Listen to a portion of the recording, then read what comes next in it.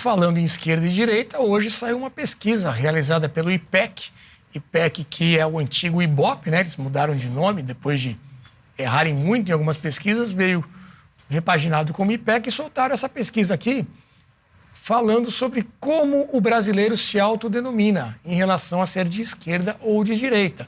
Temos aí esse print de um programa da Globo News e você vê que apenas 11% se dizem totalmente de esquerda. Você tem ali no meio alguns percentuais que vão aumentando à medida que você chega ao centro. No centro, 20% das pessoas se dizem de centro. E aí, indo para o lado azul, vai aumentando, né, esse percentual, essas barrinhas, até chegar totalmente de direita, 24%.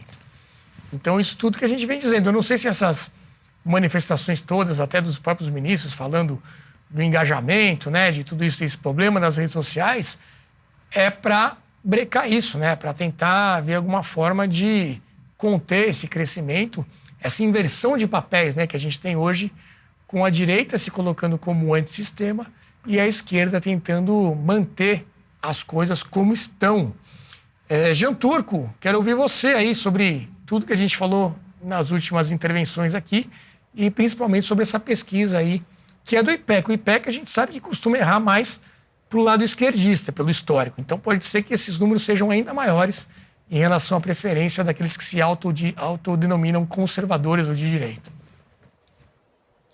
Pois é, interessante a pesquisa, eu tendo a considerá-las com muito cuidado, com muita precaução, na verdade, porque gostaria de ver mais pesquisas deste tipo, de outros institutos, feitas com metodologias diferentes e talvez para confirmar isso. Mas assim, agora não sei exatamente os números se estão certos ou não, mas uma tendência do aumento da direita, todo mundo observou, isso é evidente nos últimos anos. E quem criou a direita no Brasil, né? A quem devemos isso? Devemos a Dilma, ao Mantega, que foram os maiores criadores de conservadores e liberais do Brasil, e claro, também a vários movimentos, Instituto Brasil, Instituto Mises do Brasil, Olavo de Carvalho, etc. Mas politicamente, quem fez isso foram eles, né? E depois, na verdade, o Bolsonaro, sempre repito isso, foi mais o efeito dessa onda que a causa, na verdade. Ele era um político lá, na oligarquia de poder já fazia décadas, de segundo escalão, inclusive, e surfou essa onda de forma muito efetiva, muito eficaz. Ainda hoje ele é o líder político deste movimento, mas tem uma tendência clara nessa direção, né? É claro que, assim, estamos falando de um fluxo, de uma tendência contra um estoque, né, de senso comum de esquerda. Então, o que eu quero dizer? Que além das pessoas que se dizem de esquerda, ali não me lembro que é 11%, né? Na verdade, qual é o grande problema? Que tem muita gente que é marxista, não marxista, sem nem saber, que pode não se dizer, mas repete jargões, palavras de ordens e tem uma visão de mundo totalmente marxista e não marxista, porque isso foi colocado na cabeça de todo mundo através das escolas, das universidades, da mídia, dos jornais, etc. Aquela revolução gramsciana que foi feita no Brasil foi aplicada quase perfeitamente. Então você vê que o senso comum é muito alinhado a essa visão. A pessoa pode não se dizer, então não aparece ali na pesquisa, mas ele tem na cabeça dele exatamente aquela visão de mundo, né? E isso demonstra, ok, que a esquerda de qualquer forma tem uma hegemonia. E a hegemonia pode ser definida exatamente dessa forma. É o poder quando você tem controle do senso comum e a coisa passa despercebida, tá? Agora, interessante aqui, queria comentar também as notícias de antes, pediu isso também. De novo, concordo total com o Christian, né? Assim, exatamente o papel que os juízes não deveriam fazer. Não deveriam sair por aí dando entrevistas, virando protagonistas, etc. A TV Justiça, publicidade das decisões judiciais é uma coisa, isso é positivo. Tem também seus lados negativos, porque sabemos que os votos orais dos juízes, desde quando existe a TV Justiça, se alongaram, porque todo mundo gosta de holofotes, etc.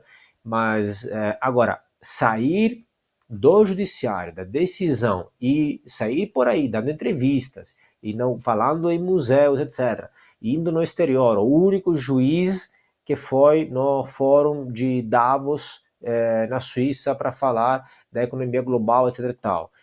Em continuação, entrevistas aqui, entrevistas lá. Então, esse já é um papel que não deveria ter.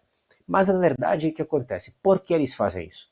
Porque essa narrativa da direita extremista, do complô global, etc., é fundamental para tomar as ações que estão tomando. Nós, de fato, vivemos, já faz muitos anos, um estado de exceção. E este estado de exceção se justifica só se cria, só se tiver o inimigo contra o que tem de mais fundamental. Já falamos disso, da doutrina da razão de Estado. Quando está em perigo a segurança do Estado, não do país, mas do Estado, aí o Estado teria direito a quebrar e a passar por cima do ordenamento jurídico, dos preceitos morais básicos, etc., a quebrar, a fazer estado de exceção e a reprimir a oposição, os eventuais revoltosos, etc. Tal. Então, essa narrativa e essas entrevistas são necessárias para isso, porque senão não se justifica nada. Muitas vezes você, agora o discurso um pouco está mudando, mas você vê muitas vezes que eles falam o seguinte: mas muitos que criticam o que o STF está falando é como se não tivessem visto o que aconteceu no 8 de janeiro. Então, eles admitem explicitamente, às vezes implicitamente, que estamos num estado de exceção, mas que isso seria útil e indispensável porque teria tido um golpe. Então, essa narrativa é fundamental. Agora, é óbvio que no mérito não se sustenta. Por quê? Porque, claro que existem grupos de direita em vários países, é óbvio que tem contatos internacionais entre esses grupos, assim como tem entre conservadores, entre liberais, entre socialistas e comunistas, sociais-democratas também.